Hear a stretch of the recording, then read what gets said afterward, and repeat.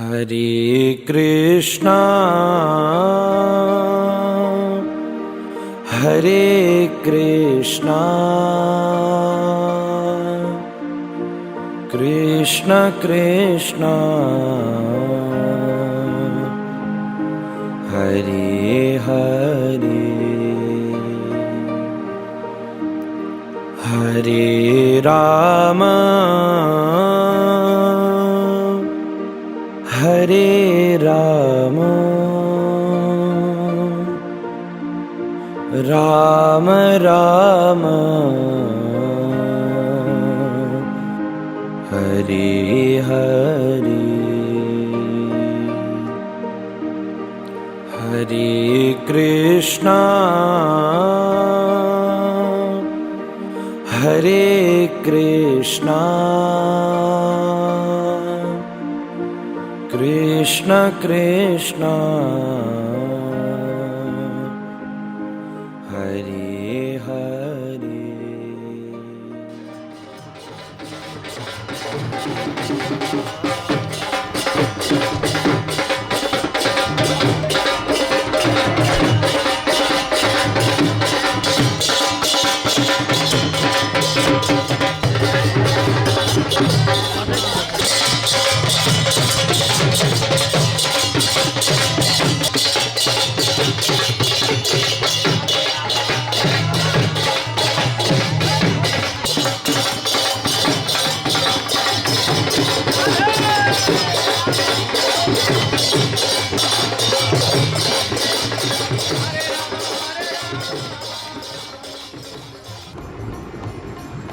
जय जय श्री राधे श्याम। आपको ब्रज यात्रा की मंगल कामनाएं। कृष्णाय वासुदेवाय हरे परमात्मने प्रणतः क्लेशनाशाय गोविंदाय नमो नमः। श्री वृंदावन धाम की जय हो। श्री ब्रज यात्रा का प्रथम पड़ाव ये मंगल में मानसरोवर है। श्री मानसरोवर मान बिहारी सरकार का स्थान है। ऐसी भावना है सार में कि जब श्री ठाकुर जी, प्रिया जी, सब सखियां गोपियां श्री कृष्ण के साथ मंगल में लीला कर रही थी, नृत्य चल रहा था, तो श्री राधा रानी ने भाव किया, देखा कि श्री कृष्ण तो सबके साथ बिल्कुल एक जैसा व्यवहार कर रहे हैं। और जब ये मन में चिंतन किया कि ये तो सब एक जैसा व्यवहार कर रहे हैं, तो श्री राधा रानी के हृदय में समभाव प्रकट हुआ कि फिर मैं विशेष कहाँ से हुई जो कृष्ण कहते हैं। इससे श्री राधा रानी को मान हुआ और आपने उस क्रीड़ा का परित्याग करके इस स्थान पर राधा रानी आ गए। इसी विरह में, इसी मान में राधा रानी के आंखों से प्रेमाश्रु विगलित होने लगे। वो प्रेमाश्रु ही इस सरोवर के रूप में उत्पन्न हो गए। ठाकुर जी खोजते हे राधे खोजते हुए यहाँ पहुंचे और आपने श्री ठाकुर जी ने प्रिया जी के चरणारविंद में अपनी वंशी और मुकुट भर दिया, जो कि दर्शनीय है, और फिर किशोरी जी को मनाया। यही मान भरने वाली मान सरोवर का सुंदर भाव है। हम लोग यहाँ का लाभ लेंगे। अजमणे अलिमणे अहमणे लागे अलिमणे लागे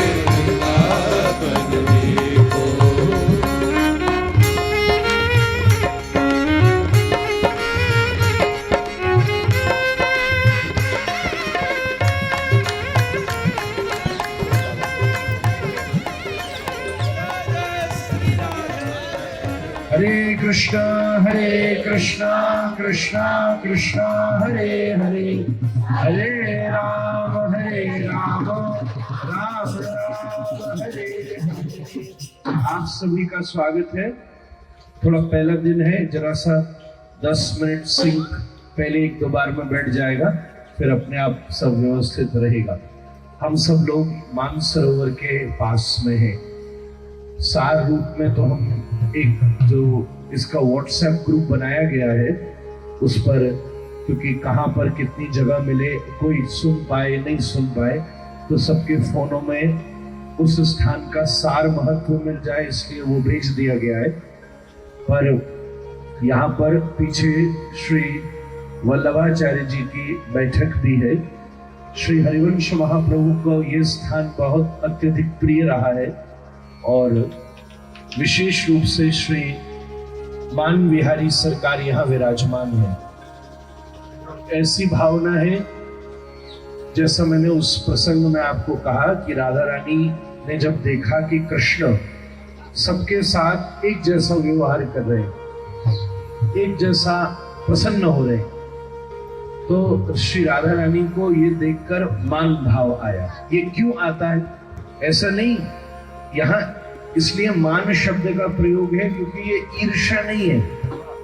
सामान्यतः जो सबके मन में आएगी वो हम लोगों के मन में आएगी ईर्ष्या। यहाँ भी आ सकती है, हम दूध साहब का हाथ पकड़ के जा रहे थे तो कईयों को ईर्ष्या हो सकती है तो वो ईर्ष्या अलग बात है। अब आप बड़े बुरे तो आपने पकड़ लिया थोड़ा, तो अपने सबका हाथ पकड़ता रहूंगा, बीच बीच में चिंता नहीं कीजिएगा। पर वो अलग बात है, ईर्ष्या भिन्न वस्तु है। पर यहाँ शब्द है मान।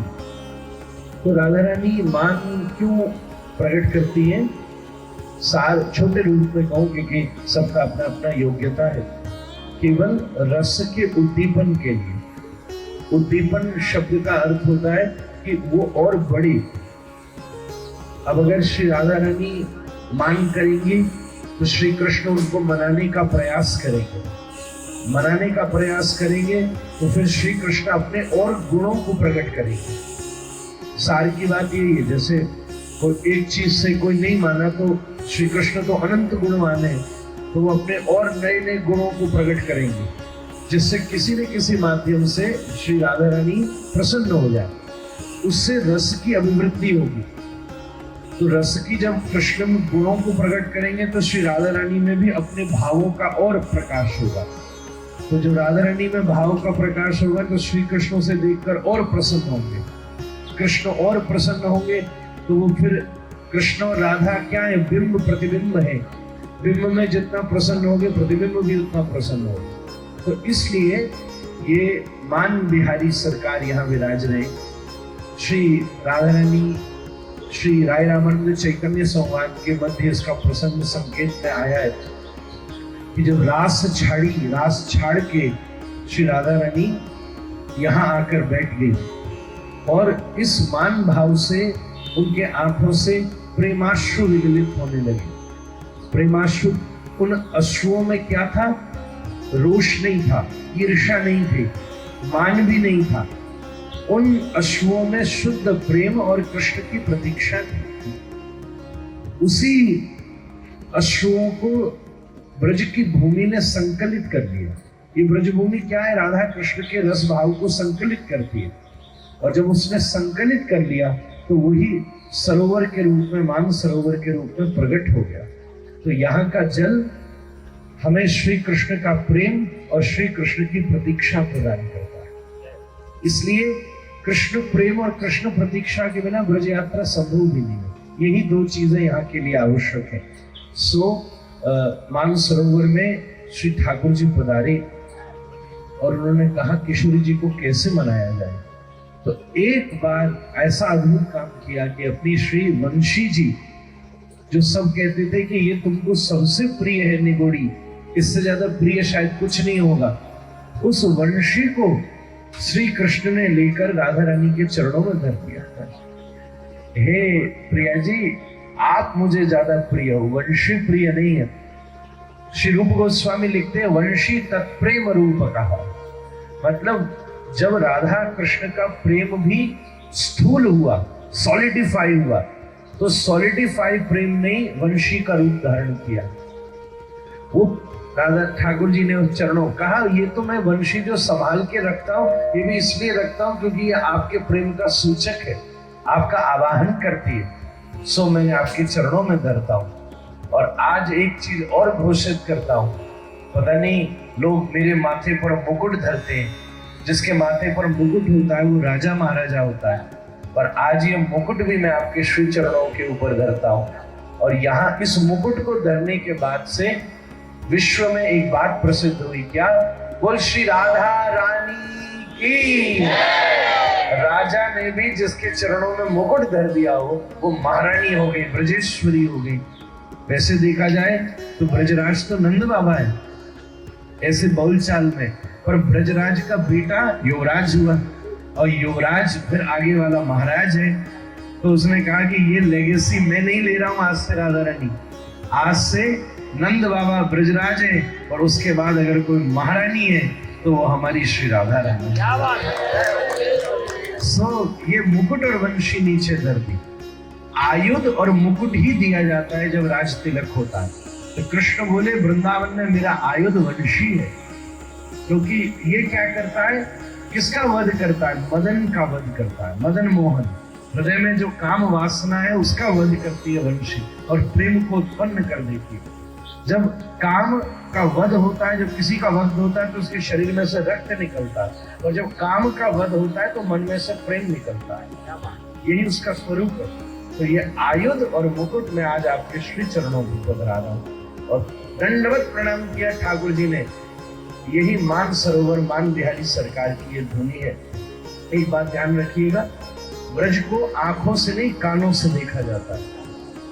आंखों से देखोगे तो इससे बढ़िया बढ़िया पौंड आपने स्विट्जरलैंड में देखे होंगे, पर अगर कानों से देखोगे तो खरबों स्विट्जरलैंड इसकी एक बूंद के ऊपर न्यौछावर हो सकता है। ये उसका स्वरूप है। तो श्री रमान बिहारी सरकार के आज इसलिए मैंने ऐसा भाव रखा, पहली ढोक महारानी के चरणों में होनी चाहिए, जहाँ उनका राजपाट तिलक बना। अलग अलग यात्रा के रूट हैं, जब पैदल चला जाता है तो उसका क्रम भी दूसरा, और आजकल नई सड़कें बन गई हैं और हम आप सब लोगों की गाड़ी भी कुछ खतरनाक है, इसलिए उस साधन के हिसाब से इसकी व्यवस्था की गई है। तो श्री मान बिहारी सरकार, श्री मान लीला करने वाली प्रिया जी और उन दोनों का प्रेम रस, ये मान सरोवर, सामने बैठे श्री हनुमान जी महाराज, पीछे बैठे श्री वल्लभाचार्य जी और श्री बड़े भाव से विराजमान श्री हरिवंश महाप्रभु जी का भी ये बड़ा भाव में उनको बड़ा प्रिय स्थान था। मैं प्रणाम करता हूँ। कोई और विशेष चीज हो सो बता दो, कोई विशेष श्री राधा रानी की जय। जब महाराष्ट्र में सब गोपी रूप स्वरूप धारण करके भगवान आए तो त्रिभुवन मोहित है गए। मोहित जब भगवान है गए हुआ तो हमारे जो कैलाश पे महादेव और पार्वती जी भी जो विराजमान है वो भी भगवान के महाराष्ट्र को दर्शन करने के लिए ब्रिज में पधारे। जब पधारे तो पार्वती जी को तो प्रवेश दे दियो, परंतु महादेव जी को प्रवेश नहीं दिया। जो महाराज की मुख्य सखी है वो है सचंद्रावना सखी। सचंद्रावना सखी जी ने पार्वती जी को प्रवेश दे दियो, किंतु महादेव को प्रवेश नहीं दियो। क्यों? क्योंकि गोपी भाव नहीं।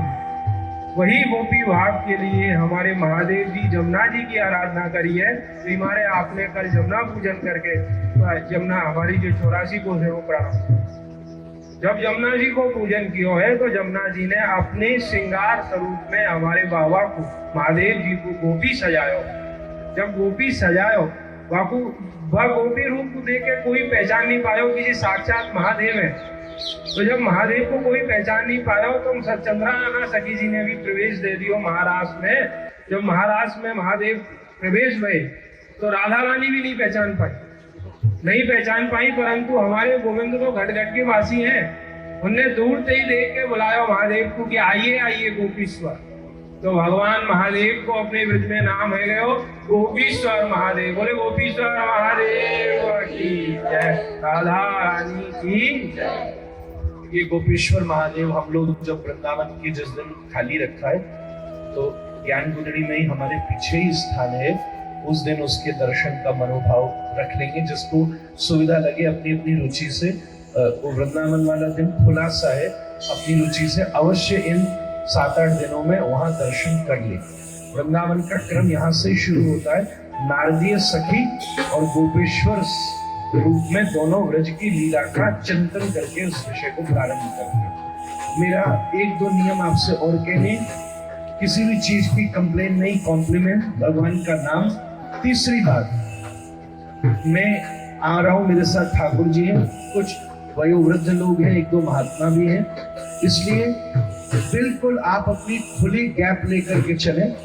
कोई आगे आने का प्रयास, सब ठाकुर जी के पीछे रहेंगे, पीछे से कोई पुश भी ना करे। एटलीस्ट 2 फीट का गैप दो व्यक्तियों के बीच में सोशल या स्पिरिचुअल डिस्टेंसिंग रखनी है।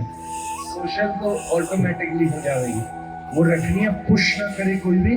और सब लोग, आप सब समझदार लोग हैं, इसलिए बहुत एक संयमित ग्रुप में इस यात्रा को किया जा रहा है, जिससे बहुत भीड़ होने से इसका लाभ नहीं होता। इसलिए आप उस मर्यादा का ध्यान रखिएगा और सहज सहज रखिएगा। ज्यादा हम खुले रहेंगे, किसी को गर्मी नहीं लगेगी, साउंड सब तक पहुंचेगा और आप मेरे से तो बहुत जगह मिल सकेंगे, तो इसका आनंद लीजिए। जय जय श्री राधे, श्री ब्रजमंडल यात्रा की जय। श्रीमान बिहारी जी का वहां दर्शन करके हम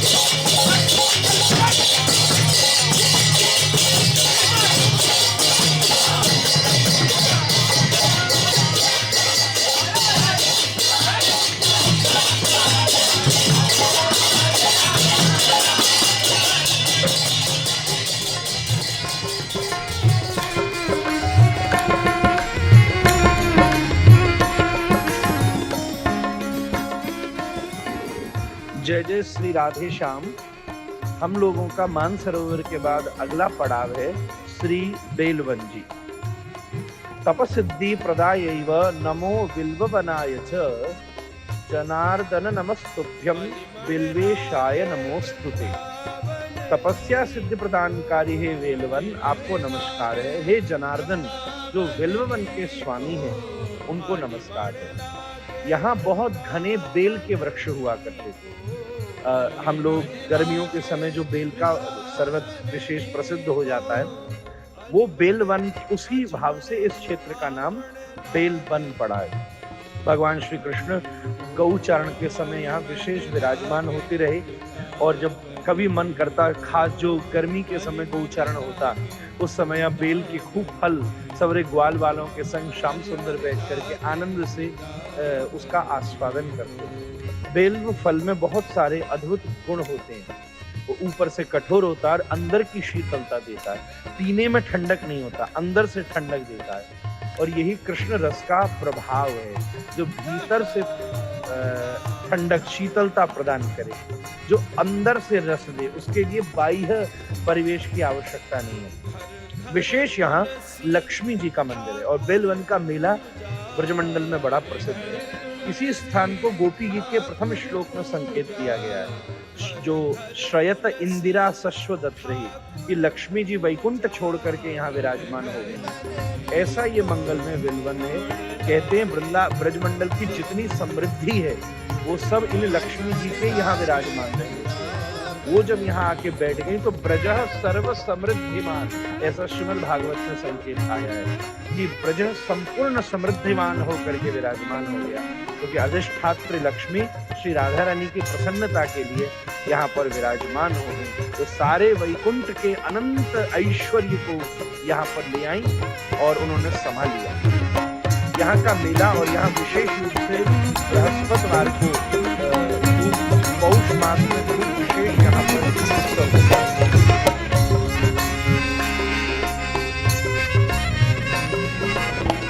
कुंजन कुंजन फिरत राधिका, कुंजन कुंजन फिरत राधिका, कुंजन कुंजन फिरत राधिका, कुंजन कुंजन फिरत राधिका, राधिका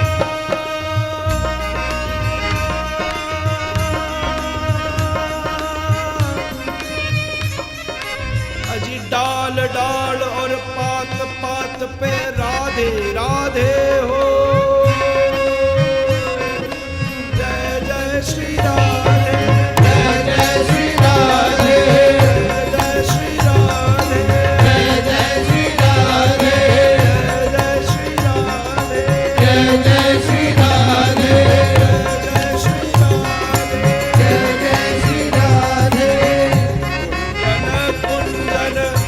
फिरत राधिका कुंजन कुंजन फिरत राधिका शब्द सुनो मुरली को शब्द सुनो मुरली को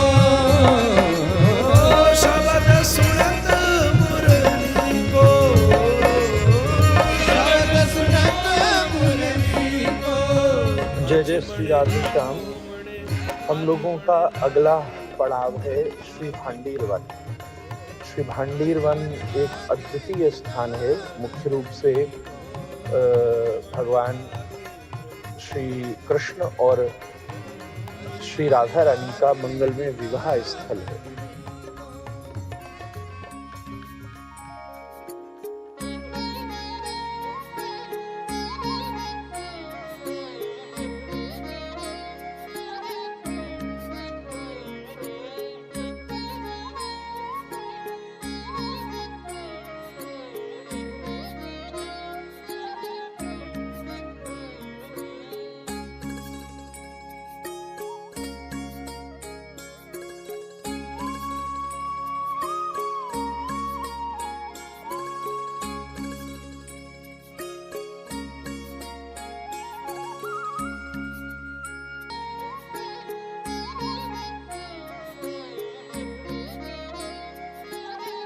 जय जय श्री राधा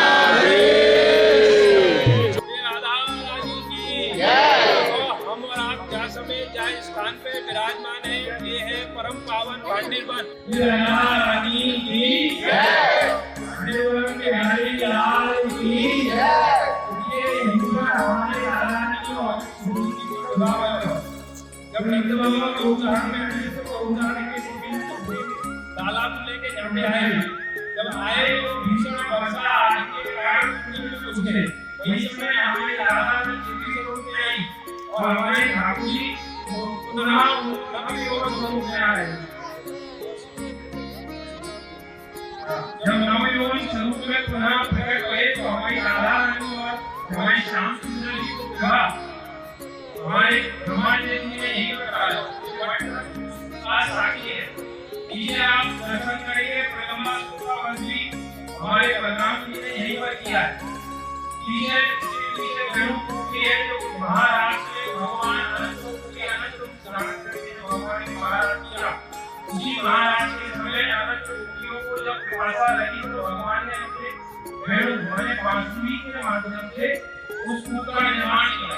जब भगवान ने वर्षा का भर किया तो वर्षा दो रूप में आया। दो रूप में आया तो वो बाहर आने के लिए आप जब बना कर ले तो भगवान ने जीवन को आकर बेवकूफ में कराया है। तो बेवकूफ में कराया है, उसी से भगवान ने स्नान करके अपने दो बच्चा का निधान किया।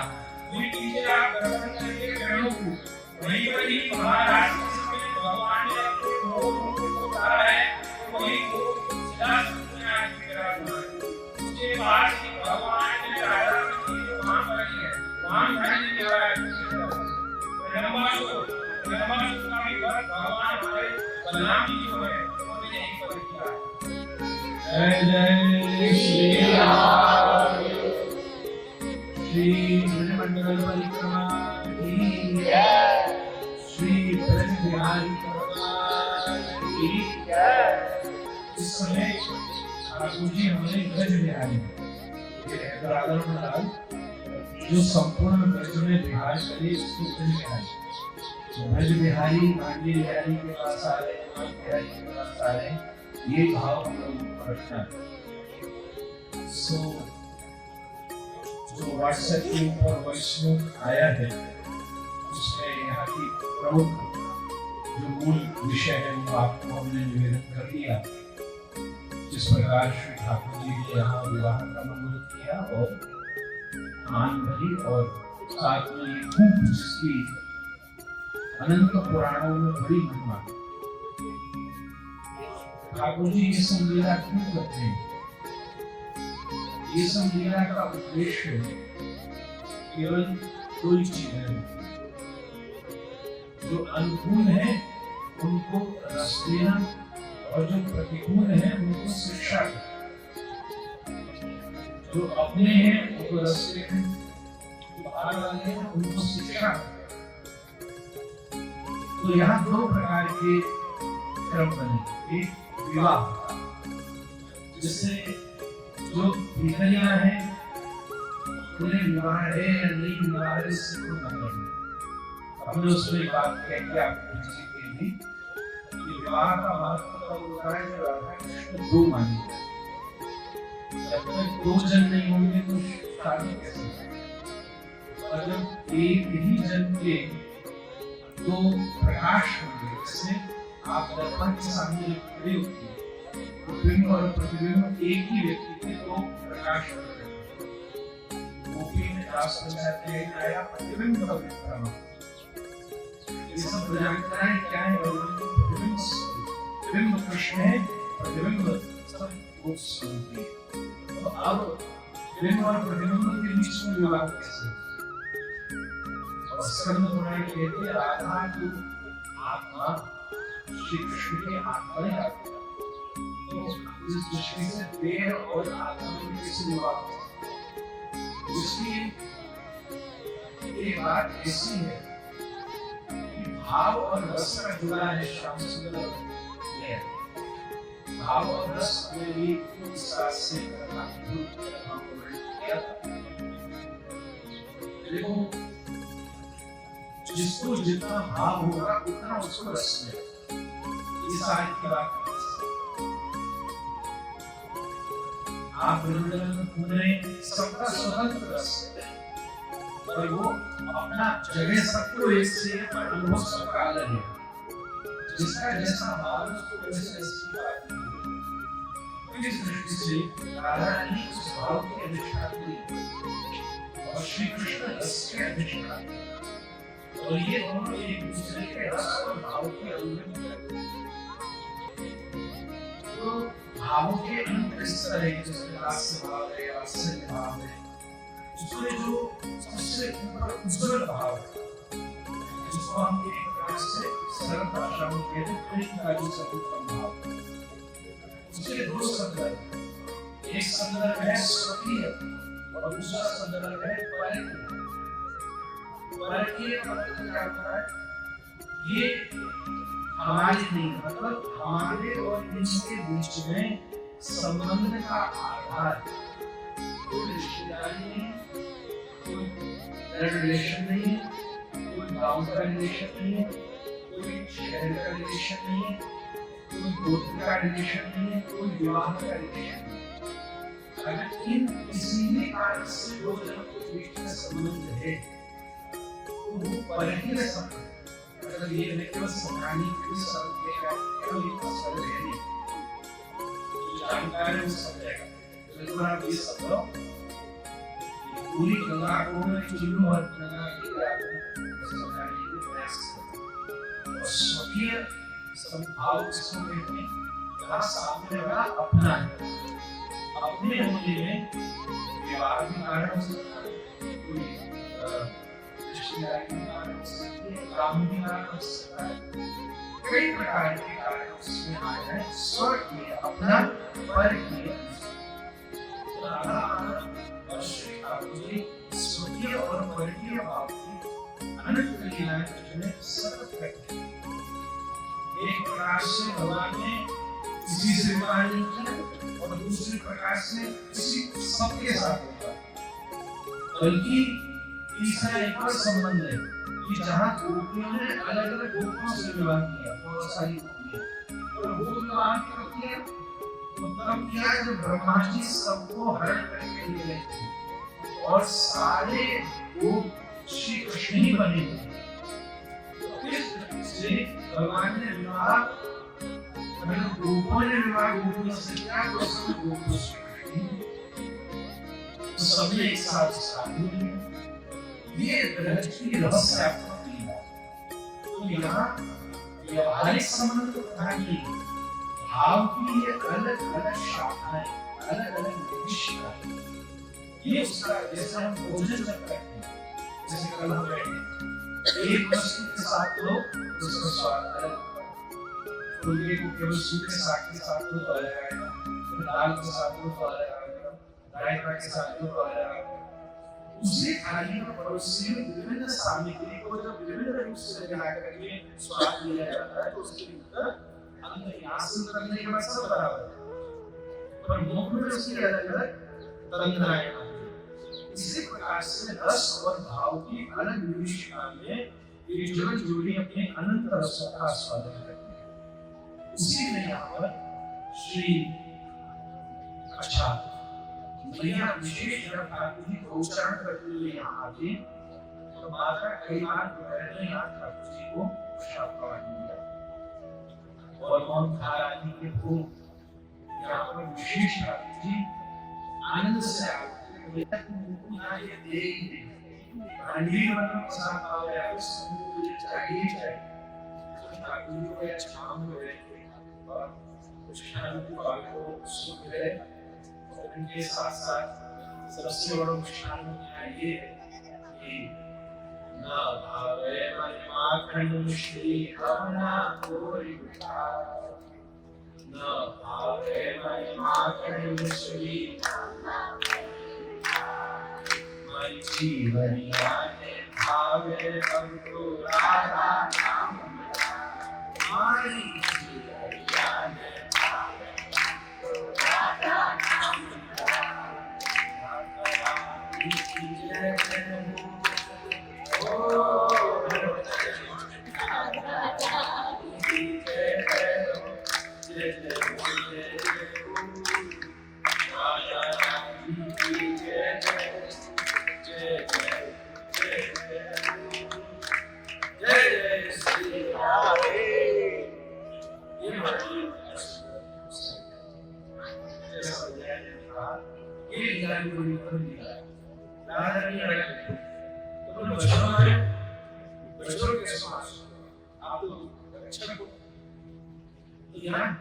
अपने पालन की कोई समस्या नहीं पर ठाकुर जी दोनों काम करते हैं तो ठाकुर जी बचपन थोड़ी ना बचपन रियलिटी में कोई नहीं ताकत है तो पहले आपको बचने की योजना से असुर रियायत पर करना हमने मालूम कि ये दो अपना परमात्मा कम से कम ये वास स्वरूप में नहीं आज अगर कोई मूल में बदसी लगा के आए चाहे वो कैसे भी हो उसका हमारे स्वरूप को अपना सम्मान करे तो जिन उन्होंने कैसे कर दिए ये बस नहीं अब तक तुम अवगत है तो बोले तुम एक काम करो अपने सारे कीर्तन में सारी समुद्र में शांत कर जाओ आप दुनिया में बहुत करने लगे हो आप बोला करने सब ये वाला तो बोले बड़ा कराएंगे तो वो ये करेगा ताकि ये सबन को बुलाए और ये वीणु को वीणु से बुलाए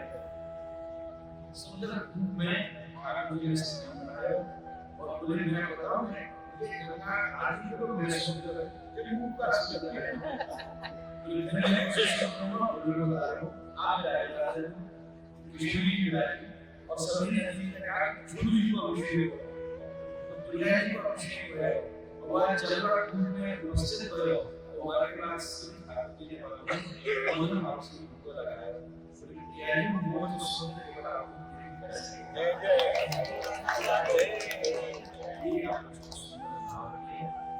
ये यहाँ क्या दूसरी शिक्षा पहली बात आपने क्या है वो बढ़ावा दे रहे हो इसलिए दुनिया में अगर आपकी भक्ति है हमारे पास सम्मान करेंगे और यही की प्रेरणा लेके आज से 40 साल पहले 39 years पहले हमारे युगल विद्यालय जिसका हमने आगे पूरे उत्साह के वास्ते उस समय उन्होंने बहुत अद्भुत ठाकुर जी का विवाह किया उसकी चर्चा पूरे देश में इतना बड़ा भगवान का विवाह उससे पहले मतलब असली सच में हुआ होगा परंतु इस पिछले 100 वर्षों में ऐसा नहीं हुआ पूरा बंगाल की शक्ति जाम हुई वहाँ पर सबसे बड़ा जो विवाह का वेन्यू है चौपाटी पर वो किया गया था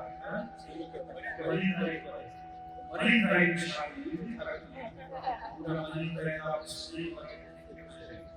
उस समय कई लोगों ने ये कोशिश की है वो बात होकर तो भांडीवन की लीला ने कुछ किया और वो विवाह हुआ इस साल में केवल 8 वहीं पर था। और एक बार भगवान ने ऐसी प्रेरणा दी भविष्य में भगवान का कोई सा चाहे 50वां से या कोई सा विवाह वर्षगांठ महोत्सव भांडीवन में किया जाए।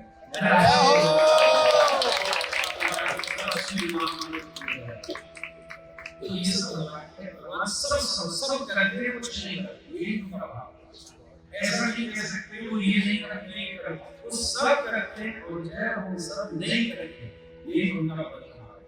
और आप सब भांडीवन उनका भाव है। मैं जब भी आया हूँ मुझे यहाँ से ये जरूर भाव तो हमारे लिए जय श्री राधे। सब हमारे साथ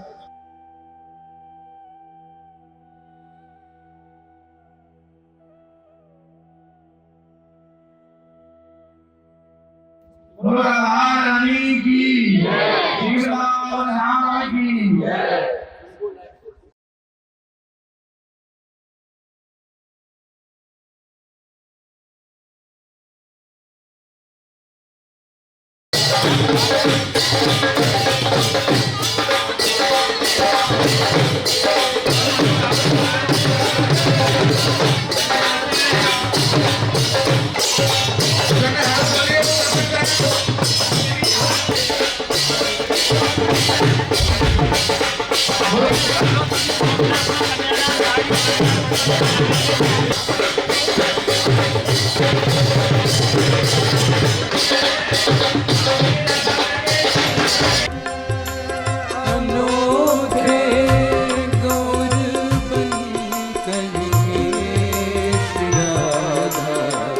कृष्ण आए हैं। ये दो से एक ही बनकर श्री राधा कृष्ण आए। ये दो से एक ही बनकर श्री राधा कृष्ण आए हैं। इस पद की एक लाइन बहुत सुख देती है मेरे को।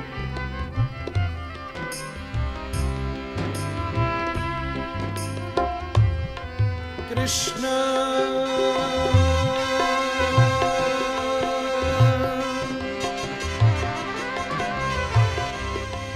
कृष्ण बस लेना ही जाने, राधा बस देना ही। जय जय श्री राधे श्याम। श्री ब्रजमंडल यात्रा की जय हो। हमारा अगला पड़ाव है भगवान की नित्य रास स्थली श्री वंशीवट। ये वृंदावन में भी एक वंशीवट है, ये उससे पृथक है। वृंदावन का वंशीवट वृंदावन की लीला के लिए, पर जो भांडीर वन में भगवान ने कदम आदि या रास की आदि लीलाएं की हैं, ये उसका प्रकाश स्वरूप है वंशीवट। भगवान को ये भी स्थान अति प्रिय रहा और विशेषतः भगवान ने जो वट है इसके ऊपर बैठकर वंशी गजब, वृंदावन के वंशीवट में तो भगवान प्रकट हुए, वहाँ का ये भाव है।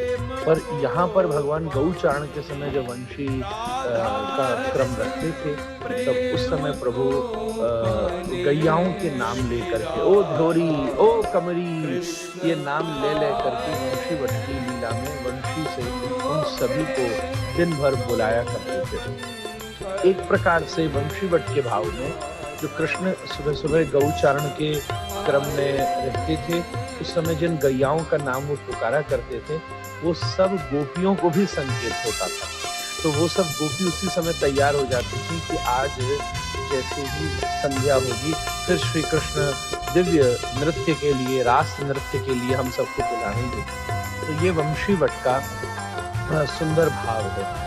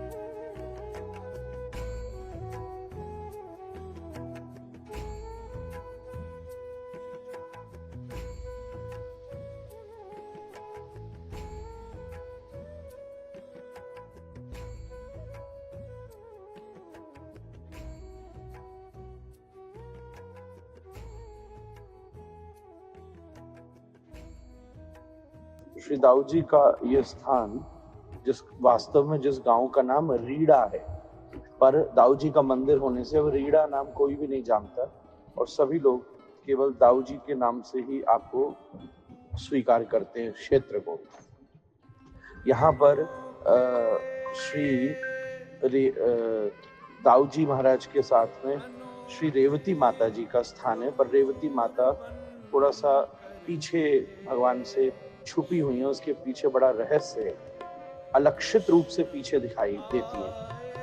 क्योंकि भगवान का विवाह, दाऊ जी का विवाह तो द्वारिका में हुआ था, ब्रज में नहीं हुआ था, इसलिए अलक्षित रूप से वो उनकी अंतरंग सेवा के रूप में पीछे विराजमान है। ब्रज में जब मुगलों के समय बहुत सारे आक्रमण हुए तब बहुत सारे विग्रह मंदिर इधर उधर हुए, पर दाऊ जी के चमत्कार की वजह से उनका स्थान यहाँ पर ऐसे ही बेकरार रहा और सब पर कृपा करता रहा। दाऊ जी का ये स्थान विद्रुम वन के क्षेत्र में आता है। ये अद्भुततम भाव है श्री दाऊ दयाल का ये मंगलमय प्राकट्य इसलिए यहाँ हुआ कि ये विग्रह मूलभूत तो वज्रनाभ जी के द्वारा ही स्थापित किया गया था और बाद में ये विग्रह वहाँ पर प्राप्त हुआ और स्थापना की गई और वो बड़ा चमत्कारी और बड़ा कृपा में भगवान की सब बड़े भैयाओं का साक्षात स्वरूप दाऊ जी के रूप में यहाँ स्वीकार किया जाता है।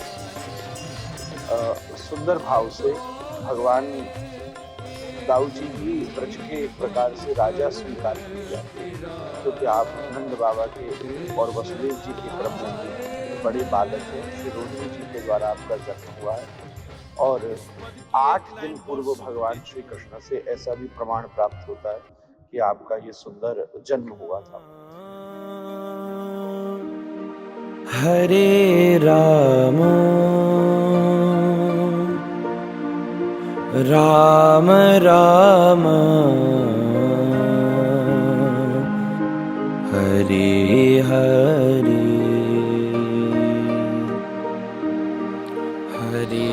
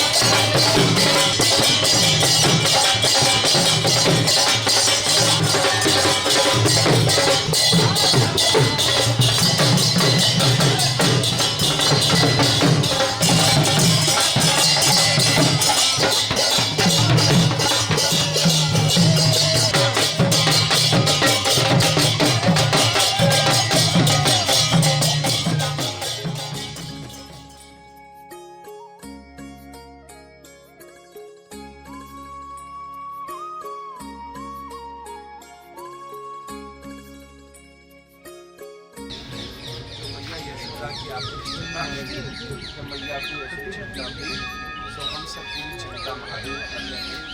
यही पूरा ये चिंता हरण हुए थे या कोई जन्ना जी को जानो सबके सो श्री आचार्य देव जी जल्दी आए वो सबके ऊपर छीनो लगाएंगे।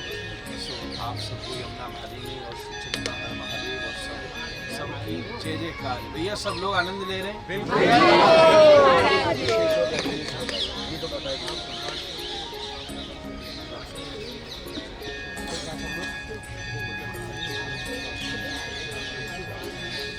बस अब 3 जगह बची हैं विशेष।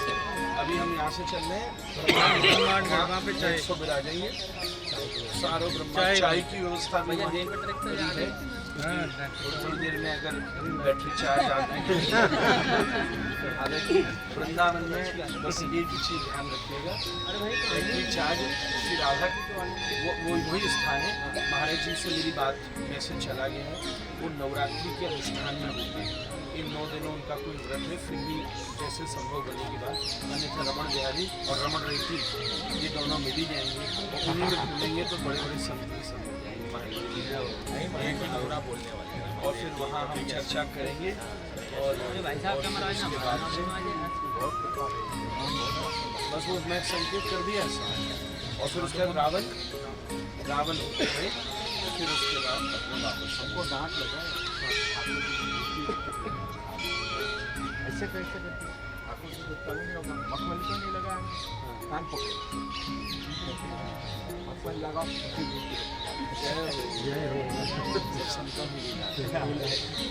जय जय श्री राधे।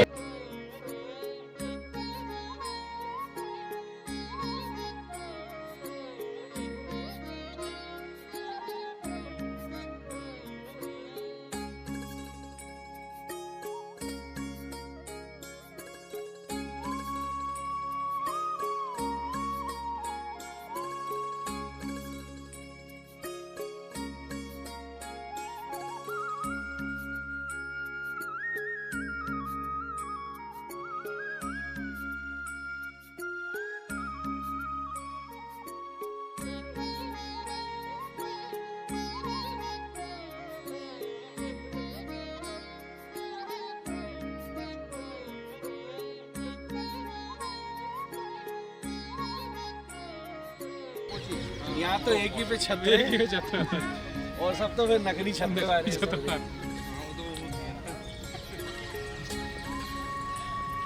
तो ठाकुर जी को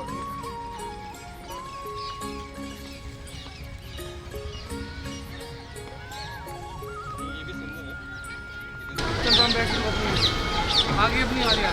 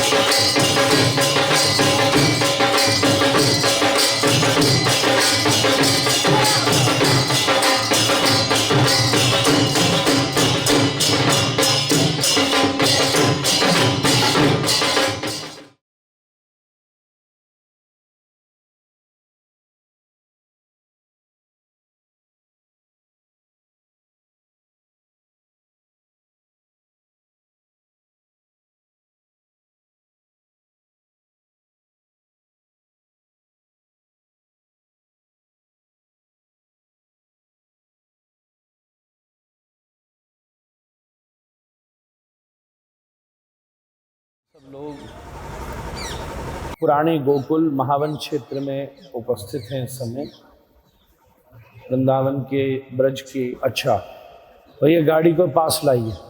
गाड़ी को पास नहीं है। वाह। तो हम आप सब पुराने गोकुल महावन की तरफ आ पहुंचे।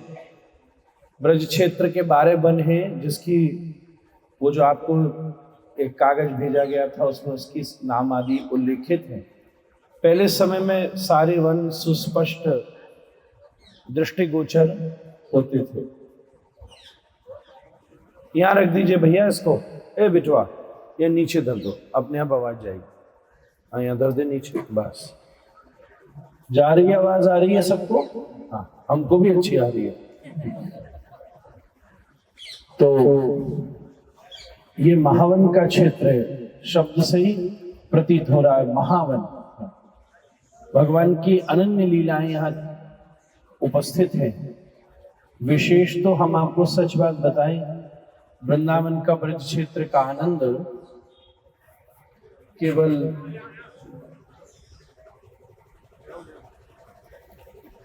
पैदल घूम करके ही आ सकता है। इसलिए जो छोटे छोटे बीच में क्रम है उनका दर्शन उसके बिना संभव नहीं। अभी हम लोग ब्रह्मांड घाट पर उपस्थित हैं। तो ब्रह्मांड घाट की मुख्य लीला तो हमने आपको अभी वो व्हाट्सएप के जो आवाज वॉइस नोट्स हैं उसमें भेज दिया, आपने सुन ली होगी, ये सुन लीजिएगा।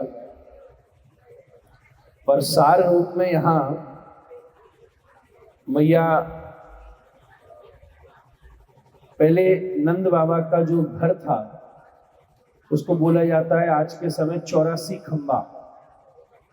वो 84 खंबे का क्षेत्र यहाँ तक आता है। अभी भी ये जो हिस्सा अंदर कुछ है पुरातन, अगर कोई अंश है तो उस क्षेत्र का ही है।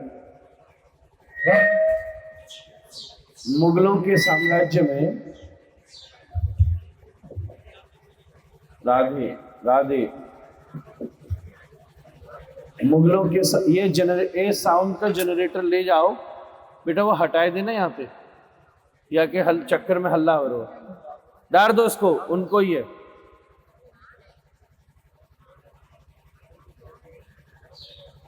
वो जनरेटर ज्यादा आवाज कर रहा है। उनके बाद ज्ञान किसको कहते हैं? विज्ञान केवल आवाज बाहर की करता है, ज्ञान भीतर की आवाज करता है। और ये तो प्रेम की भूमि है, ज्ञान और विज्ञान यहाँ दोनों लूटते फिरे। खैर, सो हम निवेदन कर रहे थे 84 खंबा ये जगह है। 84 खंबा नंद बाबा के महल को कहा जाता है, जिसका हिस्सा यहाँ तक पहुंचता है। तो खेलते खेलते लगभग अगर आज के समय अंदाजा लगाया जाए तो 1.5-2 किलोमीटर का नंद बाबा के महल का क्षेत्र, इसलिए ब्रजराज है। मुगलों के साम्राज्य के समय उस सबको यहाँ विध्वंस किया गया था। ये बहुत दुर्भाग्य की बात है। उसका कुछ अंश जो भी पुरातन यहाँ है वो उसी समय का है। तो आंगन में लाला खेलते थे, ये तो सबन को पता है। और उसी 84 खंबा वाले महल में ही बहुत सारे वन क्षेत्र आदि भी आए जाते थे।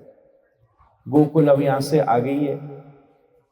सो महावन शब्द से ही संकेत पता चल रहा है कि संपूर्ण वनों में सर्वश्रेष्ठ वन महावन, अर्थात जहां भगवान ने अपनी अति विशिष्ट लीलाओं का संपादन किया। मुख्य लीला तो यहाँ यही है कि मुख में माटी जब खाई है, विस्तार से मैंने उस पर भेज दिया है आपको। तो वाल सबन ने शिकायत की है कि मैया तेरे लाला ने माटी खाई है, मैया तेरे लाला ने माटी। ये सुन के मैया बड़ी दुखी है गई। दूध दही माखन हेरने के बाद भी ये माटी खाई लिया। पर यहाँ माधुर्यता की पराकाष्ठा है। मानो श्री श्याम सुंदर ने यहाँ पर संकेत कर दिया कि ठाकुर जी को या वृंदावन की रज कितनी भावे। अर्थात माखन मिश्रित दूध में भी वो स्वाद नहीं है जो श्री वृंदावन की रज में है। ऐसा वृंदावन की रज में क्या है, ऐसा क्या मिला हुआ है? दूध में चीनी मिला दो, मेवा मिला दो, भात मिला दो तो खीर बन जाती है। श्री वृंदावन की रज में श्री राधा रानी की चरण रज मिली है, श्री अनंत साधकों का भजन मिला है। ये साक्षात जो वृंदावन की रज है, हमारे गुरु महाराज कहते, दो मिश्री के डेले पास में रख करके जोर जोर से घर्षित करो तो उसमें से मीठा मीठा चूरा गिरता है। ऐसे ही जब श्री राधा श्याम सुंदर दोनों गलबैयां डाल के विचरण करते हैं, उनका कटि प्रदोष आपस में जो घर्षित करता है, उससे जो मीठा मीठा ब्रह्मचूर्ण गिरता है, वो वृंदावन की रज है। जहां ब्रह्म में रज में ब्रह्म मिल जाए उसको व्रज कहते हैं। सो जब मैया आई कि लाला साची बोल तेने माटी खाई है, तो वो बोले ना हम भक्षितवानम वस सर्वे मिथ्या भृशम से ना हम भक्षितवानम को अर्थ है कि मैया मैंने, या इस श्लोक को ऐसे ही समझा जा सकता है जैसे वो भजन है ना, मैया मोरी मैं नहीं माखन खायो। अब इसको दो प्रकार से कहा जाएगा, मैया मोरी मैं नहीं माखन खायो, या मैया मोरी मैंने ही माखन खायो। यहां पर श्रीमद् वल्लभाचार्य महाप्रभु कह रहे हैं ना हम मैया तू माटी खावन की बात करे, मेरो मोरो खूर के देख रहे, मैंने सबरो ब्रह्मांड जी में राख्यो ना ऐसो। एक बात है, जो कर्म है उस कर्म में सत्यता और असत्यता का प्रभाव होता है। कर्म किसको कहते हैं? जो प्रारब्ध के वशीभूत होती है। प्रारब्ध का जो निर्माण करे और प्रारब्ध से जो प्रभावित है वो कर्म है। पर जिस क्रिया में प्रारब्ध का प्रभाव नहीं है और जो क्रिया प्रारब्ध का निर्माण नहीं कर सकती, ऐसा कार्य जीव नहीं कर सकता, केवल ब्रह्म कर सकता है। इसलिए उसी की इस क्रिया को लीला कहा जाता है। जब कोई कार्य में प्रारब्ध का विधान होता है तो उसमें कर्म पाप और पुण्य का उदय करता है और वो सत्य और असत्य की तरह प्रतिलक्षित होती है। पर जब कोई लीला करता है, लीला में न कोई पति है न कोई पत्नी है, पर फिर भी अभिनय करते समय एक पति का रोल करते हुए अपनी पत्नी को प्रिय कहकर पुकार रहा है। वास्तव में तो वो उसकी प्रिय नहीं है, पर अभिनयात्मक पक्ष में उसके द्वारा किया गया ये उद्बोधन न सत्यवाची होगा न असत्यवाची होगा। इसलिए ईश्वर का कृत्य प्रारब्ध से निवृत्त है, इसलिए वो क्रिया तत्वार्थ में लीला प्रबंधन में आती है। इसलिए श्री कृष्ण के मुख से निकला हुआ मैंने माटी नहीं खाई, मुंह में मट्टी धर करके भी, ये बात कहीं न कहीं इस रूप में लीलातः स्पष्ट होती है। दूसरी बात, सब कहने लगे कि मैया तेने माटी खाई, लाला बोलो मैंने माटी नहीं खाई, क्योंकि वृंदावन की रज को वो माटी नहीं मानते। ये माटी का स्वरूप है पर माटी नहीं है। एक ही पत्थर से दो प्रकार के विग्रह बनाए जाएं, पत्थर तो वही होगा, पर इसके आधे हिस्से में श्री राधा श्याम सुंदर का विग्रह बना दिया जाए और दूसरे हिस्से में कोई और चित्रकारी, कोई और भिन्न प्रकार की किसी नर नारी का स्वरूप बना दिया जाए। ये दोनों में एक सा ही पत्थर है, दोनों में एक से ही पत्थर का अंश है, पर दूसरे को देखकर केवल आकर्षण होगा, पर प्रथम को देखकर समर्पण होगा। इसमें अंतर आ जाएगा। उसी प्रकार से ये माटी जैसी दिख रही है, पर मैया या ये रज कोई माटी जैसो स्वरूप ही थोड़ी ना है। वास्तव में ये मट्टी के रूप में साक्षात ब्रह्मानंद ही विद्यमान है। मैया मैंने जैसो मैं अपनो अंगुष्ठ चोषण करके अपनो निजरस आस्वादन करे बालक, ऐसो ही मैंने यह रज के रूप में अपनो ही निजरस आस्वादन किया। जैसो हम अपने मुंह में से अपने मुख का स्वाद लेते हैं, जब कभी अपना सलाइवा आप अंदर ले जाते हो तो अपने मुख में अपने मुख का स्वाद लेते हो। बोले ऐसे ही मैंने यह वृंदावन की व्रज की जो माटी को आस्वादन किया, वो मैंने अपनो ही स्वाद लियो, माटी को स्वाद ना लियो। और जब का मोहरो खोल, और जैसे ही मोहरो खोलियो, ओहो कोटि कोटि ब्रह्मांडन को उनको मुंह में दर्शन भयो, यहाँ तक कि मैया को भी दर्शन भयो। मैया एकदम देखते ही चौंक गई, मोहरा बंद कर दियो, तेरे मोहरे में क्या ये जादू तोनो घुस गयो है। दूसरी बात, वो बैठी बैठी गर्गाचार्य जी को स्मरण करने लगी। वो कहते थे कि हाँ ये सच में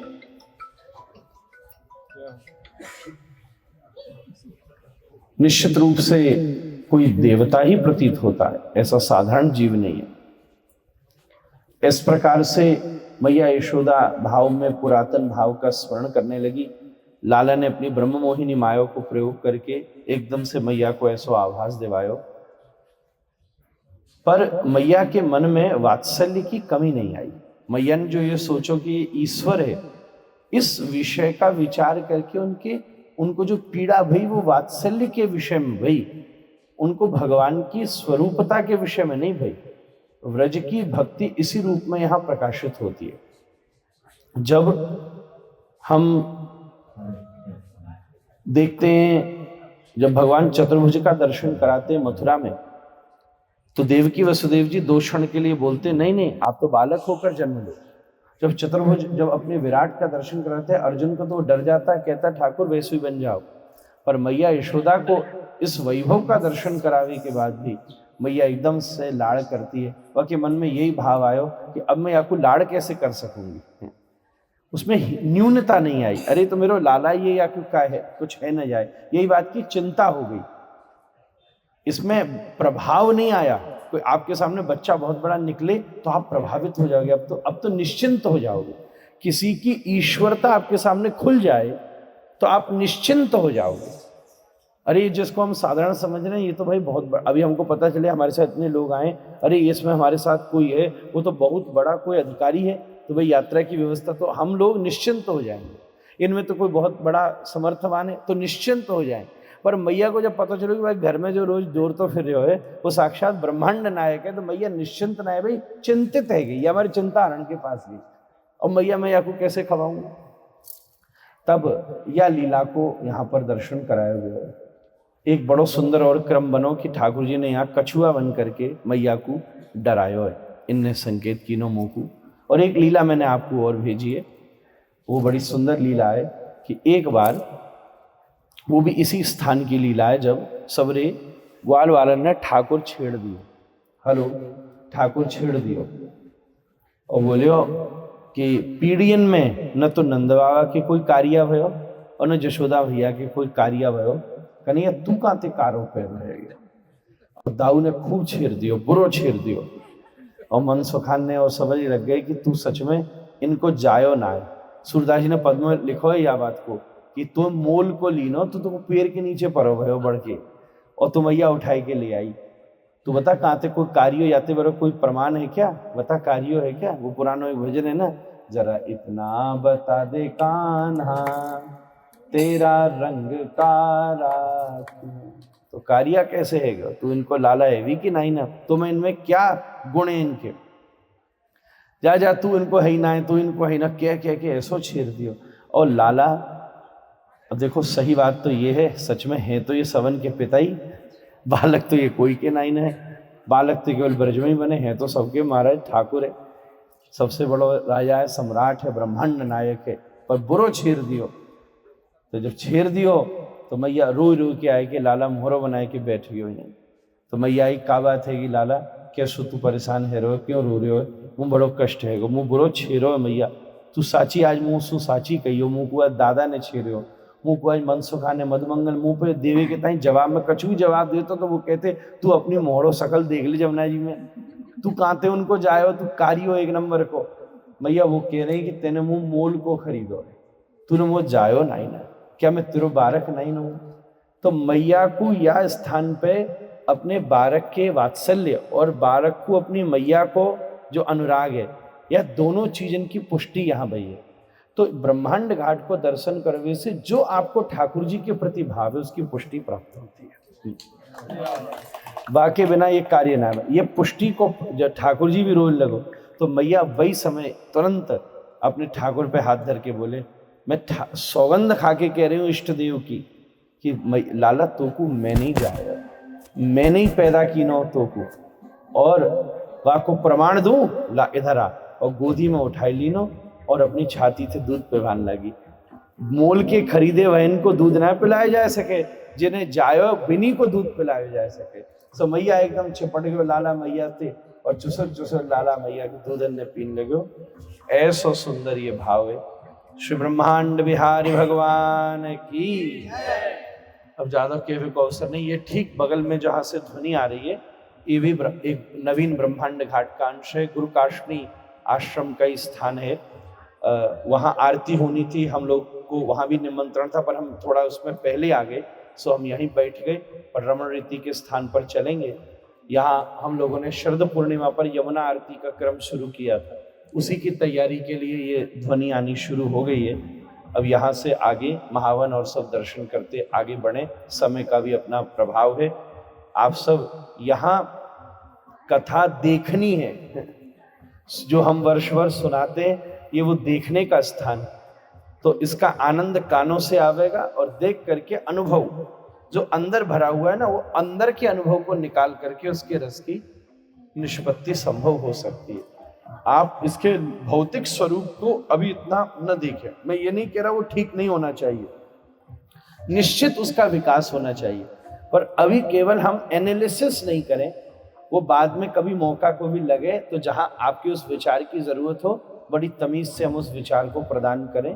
परंतु उसके पहले अभी तो हमारे पास जो क्षणिक अवसर प्राप्त है, इस भाव के जगत में बड़े से बड़ा आतताई आ जाए, भैया बिल्डिंग तोड़ सकता है, पर हमारे शास्त्रों में उल्लिखित वर्णन, हमारे शास्त्रों, हमारे संतों का निर्देश और हमारे भजन में उत्पन्न होने वाली अनुभूति को समाप्त नहीं कर सकता। हम उसी के माध्यम से यहाँ के आनंद का अनुभव करें। एक प्रकार से यहाँ का दर्शन आपके द्वारा संपूर्ण ब्रह्मांड का दर्शन करा देता। इसलिए एक और बात है, यहाँ की सूक्ष्म रज ये ले आए। ठाकुर जी ने भी यहाँ की रज पाई है, तो कैसे मीठी होगी भाई। सो मैं थोड़ी सी रज ले आयो। ऐसो करेंगे, आप जल्दी तब होगो, मैं आ रहा हूँ आपके पास। आप आओगे तो सो धक्का मुक्की सी है जाएगी। मैं आ रहा हूँ ठाकुर जी लेके, और जल्दी जल्दी सो रज दूंगा, और जय जय को मिलती जावे, वो जाए जाए के वाहन में बैठ तो चले। चाय तो आपने पी ली नहीं है, और वो जो विष है वाकू काटवे के ताई कछु देनो पड़ेगा मुँह को। ये हमारे ये वृंदावन की रज या ठाकुर जी ने पायो है।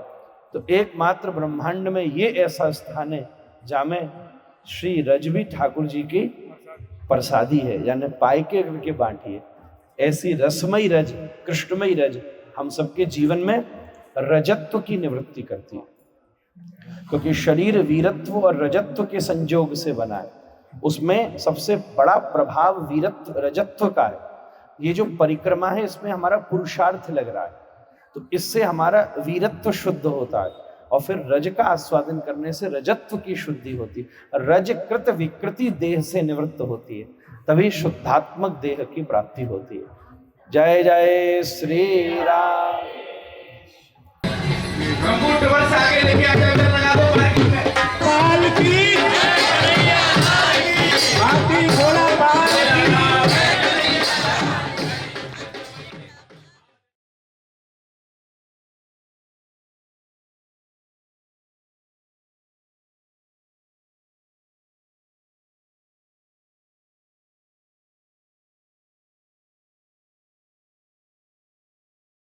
राधे राधे।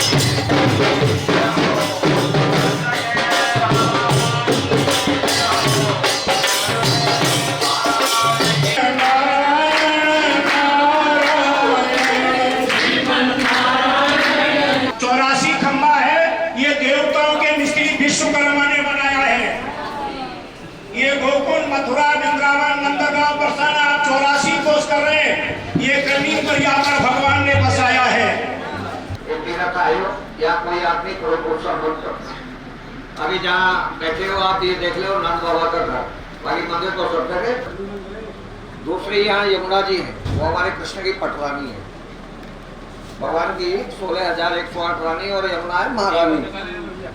गंगा से यमुना का महत्व अधिक है। गंगा में स्नान और यमुना का पान समान फल होता है। तीसरी ब्रजभूमि है जिसकी आप परिक्रमा कर रहे हो। परिक्रमा के लिए तो आए हो, लेकिन परिक्रमा के लिए 11 नंबर की गाड़ी चलती है, ये 16 टायर का गाड़ी नहीं चलता है। नहीं लगाने को तो हमारे आदित्यनाथ जी ने हेलीपैड बनवाया है। आइए 42,000 रुपये दो, 2 घंटे में 84 कोस करके भाग जाओ। कागज का बाजार है, समय का अभाव है, टाइम नहीं है। आप भी महाराज दर्शन कराओ तो कराओ ना, यहाँ गाड़ी उड़ रही है, शरीर तो यहाँ है, मन तो वहाँ है। तो प्रकट भये हरि गोकुल में, भगवान यहाँ प्रकट हुए। भगवान प्रकट हुए तो जैसे आप लोगों का आज आगमन हुआ है, ऐसे यहाँ 33 कोट देवता भी आए, ब्रह्मा जी भी आए और सदा शिव आए गोकुल में। तो विश्वकर्मा जी ने ब्रह्मा जी से कहा महाराज कलयुग आएगा, मनुष्य के पास समय नहीं होगा, तो ये 84 लाख योनियों से मुक्ति कब मिलेगी। 84 लाख बारी हमारा आपका जन्म होता है, 84 लाख बारी मरण होता है, और 84 लाख योनि भोगने के बाद मनुष्य शरीर आता है, मनुष्य को ज्ञान आता है। बाकी और किसी योनि में ज्ञान नहीं है। और ये शरीर भी हमारा आपका 84 अंगुल का होता है। तो भगवान ने ब्रज बसाया, टाइम नहीं दिया, इसके लिए आप गोकुल आ गए हो। आपत्तकालीन मर्यादा नास्ती। नंद भवन में 84 खंबे ये बताए जाते हैं, देखो और गिनो। देखने में तो हर खंबा की डिजाइन अलग अलग मिलेगी। आप 1 बार 2 बार 4 बार प्रयास करना गिनने का, ये आपकी गिनती में हर बार बदल जाएगा। औरंगजेब गिरा नहीं पाया। आज अपने कन्हैया का झूला झुलाओ, प्रभु का चरण छुओ, और इस 84 खंबा की आप परिक्रमा करो। ज्यादा नहीं, 7 अंदर तो दर्शन है, परिक्रमा बाहर है। तो विश्वासम फलता है, आपको ब्रज यात्रा करने का फल मिले। बोलो श्री कृष्ण भगवान की। गोकुल, मथुरा, वृंदावन, गोवर्धन, नंदगांव, वर्षानाथ, कामवन, जतिपुरा, राधा कुंड, श्याम कुंड, इस ब्रज के में 12 वन है। 5,500 मंदिर है, तो ट्रस्ट बना दिया है। हमारे आपके कल्याण के लिए भगवान ने 3 धाम बनाए। इनका पहला धाम आप जाओ द्वारिका। जब भगवान रण छोड़ के गए तो द्वारिका, सोने की द्वारिका बसा के रुक्मिणी से शादी की। अब हमारे कन्हैया राजा बन गए, वहाँ द्वारिकाधीश। मथुरा में मोहन और गोकुल में ग्वारिया। हमारे यहाँ तो भैया तरह थे द्वारिका, लेकिन द्वारिका में राजा रणछोड़, भगवान रणछोड़ है। बोलो द्वारकाधीश भगवान की। दूसरा धाम गए हमारे कृष्ण अपने बहन सुभद्रा को लेके पूरी जगन्नाथ, उड़ीसा में। जगन्नाथ का भाग वहाँ जगत पसंद है। वहाँ कृष्ण और दाऊ जी के हाथ तो है नहीं, बहुत रूप धारण किया है, खिलाएगा कौन। तो इनकी बहन सुभद्रा जी ने जाके अपना झूठा भाग खिला दिया। तो आज भी वहाँ एकादशी बंदी पड़ी। अगर आप जगन्नाथ जी गए हैं, मेन मंदिर से उतरोगे 2 सीढ़ी, छोटा सा मंदिर है, उसमें ताला पड़ा रहता है लोग, उसमें एकादशी उल्टी टंग रही है, तो वहाँ कृष्ण का नाम है जगन्नाथ जी। और लास्ट नाम है बद्रीनाथ। गया बद्री और काया सुधरी। बद्रीनाथ वो धाम है, अगर हमारे हिंदू का बेटा बेटी जाए, आप तरह अपनी 7 पीढ़ी को तरा देता है। मगर बेटा जाए तो 1 कुल तारे, और ये बेटी हमारी जाए तो 2 कुलों को तार देती है। वहाँ कृष्ण का नाम है बद्रीनाथ। बोलो बद्रीनाथ भगवान की।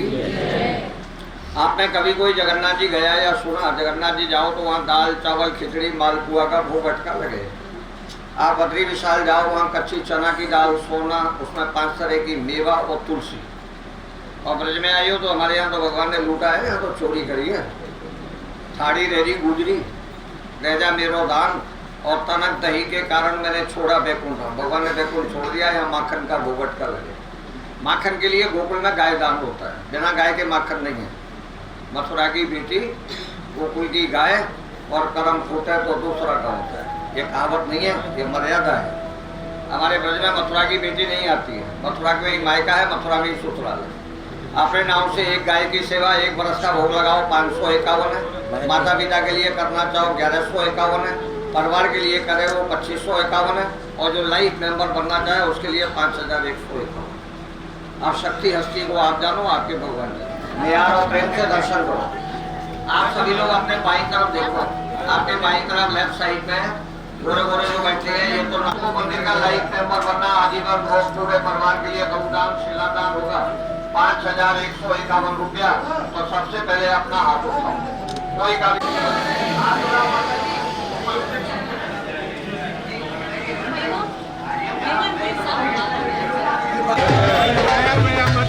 वृंदावन धाम की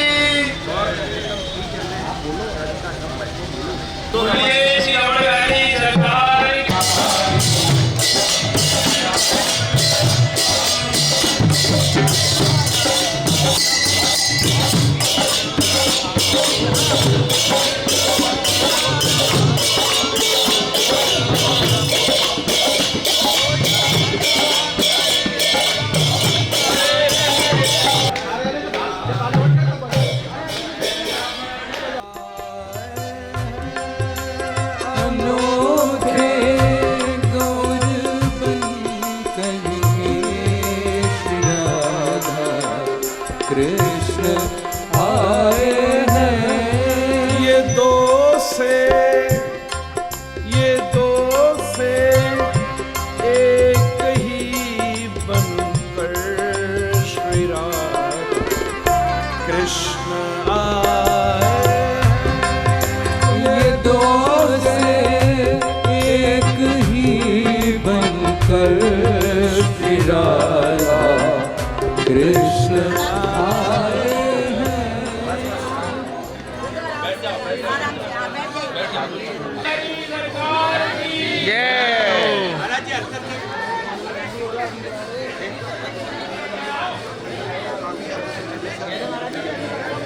बाबूजी लौट लिए, मैं करने का बात नहीं।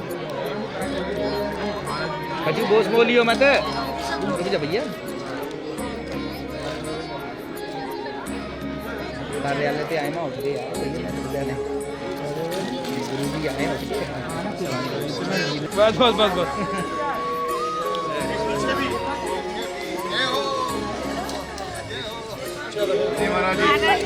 सभी शांति रखिए, सभी बैठ जाइए। रेनर ते जाने नहीं ब्रज को तत्व महान। हमारे आदरणीय परम श्रद्धेय आचार्य जी आज यहाँ पधारे रमण रीति में। ये रमण रीति ठाकुर जी की क्रीड़ा भूमि है। मैं वैसे यहाँ की सेवा देखता हूँ, व्यवस्था की सेवा। मुझे ज़्यादा बोलने का अभ्यास नहीं है, परंतु ये जो रज है ये चिन्मयी रज है। यहाँ ठाकुर जी ग्वाल बालों के साथ गोचारण लीला के लिए पधारते थे और गोचारण लीला के दौरान यहाँ ग्वाल बालों के साथ बैठ करके इस रज में, इस रेत में रमण करते थे, खेलते थे, क्रीड़ा करते थे। उनके चरणों से लगी हुई रज, वह चिन्मयी रज आज यहाँ विद्यमान है। और परंपराया हम इस रज में इसलिए लेट लगाते हैं कि ठाकुर जी के यहाँ चरण पड़े हैं और वो रज हमारे सिर से, मस्तक से, हमारे शरीर से लग जाए, जिससे कि हमारा कल्याण हो। तो रमण रेति लोटियो नहीं कियो न जमुना पान, रेनर ते जाने नहीं ब्रज को तत्व महान। ये रमण रेति लेटने की स्थान है। ठाकुर जी यहाँ ग्वाल बालों के साथ बैठ करके गोचारण करते थे और घर से जो छाक आती थी, एक ग्वारिया जाकर के सबके घर से बाजरे की रोटी, मक्खन, छाछ, गुड़ इत्यादि लेकर के आते थे। सभी लोग मिल बैठ करके यहाँ ठाकुर जी के साथ प्रसाद पाते थे दोपहर का। और फिर शाम को गैया लेकर के नंद भवन में पधारते थे। तो ये स्थान ठाकुर जी के चरण से सेवित है और हम लोग यहाँ आकर के इस पवित्र भूमि को वंदन करते हैं। हमारे परम श्रद्धेय, परम आदरणीय आचार्य जी का पावन सानिध्य है। आप सब बड़े सौभाग्यशाली हैं जो आपको इनके सानिध्य में, इनकी सन्निधि में आपको ब्रज यात्रा का आनंद प्राप्त हो रहा है। यहाँ लगभग 2000 गो माता गोवंश हैं। गो माता की सेवा होती है। गो माता के चरण जहाँ भी पड़ते हैं वो स्थान तीर्थ के समान होता है। प्राचीन समय में जो ऋषि हमारे जंगलों में बैठ करके तप करते थे, ध्यान या यज्ञ आदि करते थे, तो वो पहले देखते थे कि जंगल में जहाँ गाय के पद चिन्ह, फुटप्रिंट होते थे, उस जगह को वो मानते थे कि यह जगह पवित्र स्थल है। तो ये स्थान गो माताओं से सेवित है, संतों से सेवित है। संत यहाँ विराजते हैं। सभी पर्ण कुटीर में, सभी पर्ण कुटीर का नाम है, इसमें बहुत पुराने समय के संत रह करके अपनी साधना करते हैं, ध्यान भजन और अखंड हरिनाम संकीर्तन में भाग लेते हैं। यह स्थान आप सबको जानकारी के लिए मैंने संक्षेप में बताया। यहाँ के रज को आप अपने आगे थोड़ा सा रेत को बराबर कर लो, अपने अपने आगे हल्को सो जगह ले लियो और सामने प्लेन करियो। रेत को बराबर करने के उपरांत अपनी दोनों मुट्ठी बांधो ऐसे, हाँ, दोनों मुट्ठी, और दोनों मुट्ठी से एक साथ रज के ऊपर ऐसे रखना, ऐसे रख दो, हटा लो, जो रखे जो हटा दिए, वो चिन्ह बन गया है। आगे पांचों उंगली को ऐसे करके पांचों उंगली रखियो, पांचों उंगली करके ऐसे बाकी ऊपर रख दियो, ऊपर की तरफ, ऊपर की तरफ। अब ये ठाकुर जी के चरण बन गए, ये ठाकुर जी के चरण बन गए। आप ध्यान से देखो, अगर आपने ठीक से रेत बराबर किया है और मुट्ठी बांध करके अगर नीचे हाथ रखा है तो ठाकुर जी के चरण चिन्ह बन गए हैं, बन गए ठाकुर जी के। अब पांचों उंगली से आगे उंगली बना दो, आगे के हिस्से में, आगे की तरफ, और अपने से दाहिने चरण कमल के चिन्ह में थोड़ा सा रज लो, रज लेकर के थोड़ा सा में डालो। जी आए अड्डे पे उनसे कर लिया सब लोगों ने। अब ये रज जो है ठाकुर जी का चिन्मयी रज, इसमें राधा और कृष्ण आप दिन में देखेंगे तो इसमें राधा स्वरूप भी रज है, कृष्ण स्वरूप भी रज है। जो श्याम वर्ण के हैं वो कृष्ण स्वरूप रज है, जो सफेद वर्ण के हैं, श्वेत वर्ण के हैं वो राधा के स्वरूप का रज है। इस रज में आप लेट लगा लो, जहाँ बैठे हो वहीं थोड़ी सी जगह लेकर के लेट लगा लो और गुरुदेव भगवान के चरणों में प्रणाम करो, ठाकुर जी को वंदन करो। यहाँ रज बहुत फेंकते हैं लोगों पर, इसलिए पर्दा लगाया हुआ है। अगर आप चाहेंगे तो पर्दा हटा के आपको दर्शन करा देंगे। ठाकुर जी यहाँ विराजते हैं और आश्रम में पूज्य महाराज श्री इस समय अनुष्ठान में है, अन्यथा महाराज जी भी आपके दर्शन करते, आचार्य जी से मिलते हैं, लेकिन वो अनुष्ठान में है। इस समय मौन व्रत है उनका और एकांत में अनुष्ठान कर रहे हैं। तो आश्रम की ओर से आप सबके लिए कुछ अल्पाहार की व्यवस्था भी है, तो सब लोग बैठ करके पंगत में रज में, जैसे भगवान यहाँ ग्वाल बालों के साथ बैठते थे, हम लोग आचार्य जी के साथ बैठ करके कुछ ग्रहण करेंगे। फलहार की चीजें हैं थोड़ी बहुत, जो भी चाय जिसको लेना हो, और कुछ फल का होगा, फलहार होगा, तो सब लोग थोड़ा थोड़ा प्रसाद अल्पाहार यहाँ रज में बैठ के करेंगे अंदर पंगत घर में। इन्हीं शब्दों के साथ मैं अपनी वाणी को विराम देता हूँ। जय श्री कृष्ण। ठाकुर जी ने बैठे रहिए ने पवित्र किया है, उससे भी बड़ा अद्भुत बात है कि गुरुदेव ने पवित्र किया है। मुझे श्री रमणीति महाराज श्री की पावन चरण रज से ये समर्पित स्थान है। ये पीछे जो हम आ रहे थे राइट हैंड साइड में, उन्हीं की उम्मीद है, लेकिन हम सब लोगों को लाभ मिलता है। पर भविष्य में अपनी अपनी अनुकूलता से जब अवसर बनेगा तब कभी भी भविष्य में आकर यहाँ पर जो महाराज जी होंगे उनका भी दर्शन लाभ करके इस यात्रा की पूर्ति मांगेंगे। इस भावना से मैं सभी संतजन विराजमान है, उन्हीं को प्रणिपात करता हुआ महाराज जी के अपने भाव तक बताए वो अनुष्ठान में है। और उन्हें ये भी मेरे भजन भाव से संकेत है कि हम लोग यहाँ आए और वहीं से अपने आशीर्वाद की परिभाषा करें। हमारी व्यवस्था में तो पिछले पड़ाव पर चाय नाश्ता था, पर ठाकुर जी के अनुग्रह में इस पड़ाव पर आ गए। तो ये कृपा से प्राप्त हो रहा है, ये कृपा साध्य वस्तु से ग्रहण करें। वो इनको और हमारे रोहित जी को और कोठारी जी को कहना होगा, सब कह देंगे। और फिर उसके बाद अपनी रुचि से जम के लोट लगाओ, फिर लोट पोट होके आनंद प्रसाद दो, फिर दर्शन करो। फिर अग्रिम पड़ाव पे कुछ लोग परिश्रांत भी हो गए, कल फिर क्रम है, तो जल्द विलम्ब ज़्यादा भी नहीं किया। सब संतों को भाव से प्रणाम कर ले। इस धरती पर महाराज जी हमको बोले कि अनंत संत विराजे, और साक्षात भगवान ने जो बड़े गुरु महाराज हुए उनको साक्षात दर्शन दिए। सही बात तो ये है कि जब कोई कहीं घूमता है तो भगवान के रमण करने से उनके जितने अंग हैं, जितना रस है, जितने आभूषण हैं, वो सब चूर्णवत इस रेती में कृष्ण को रमण करने में बड़ा आनंद आता है। यही रमण रेती है, इस रेती में भगवान को बड़ा आनंद आता है। और एक चीज बतावें कि हम सामान्य जीवों को जब इसमें इतना सुख मिल रहा है, इस जब रेती के ऊपर श्री कृष्ण चरण पड़ता होगा तो रेती तो और भी सुखमय आ जाती है।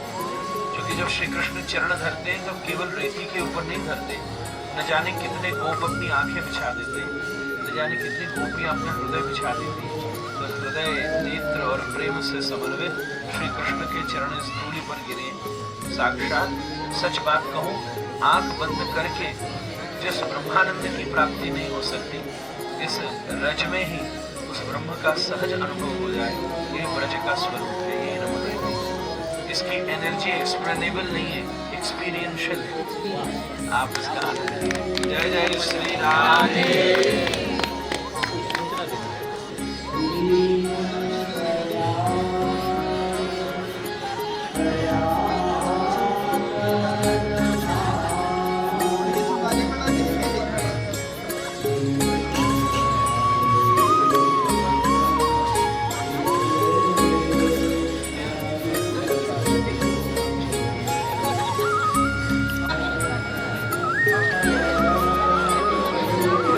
करो यार, चालू है भाई, चालू है।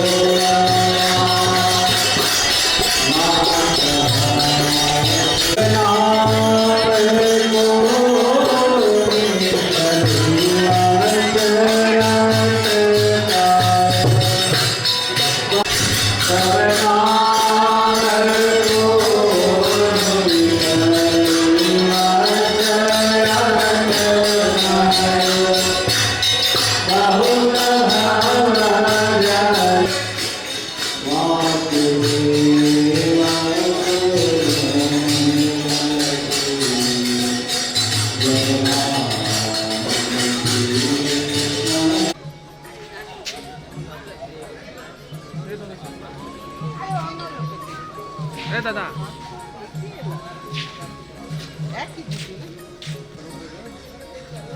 बिहारी लाल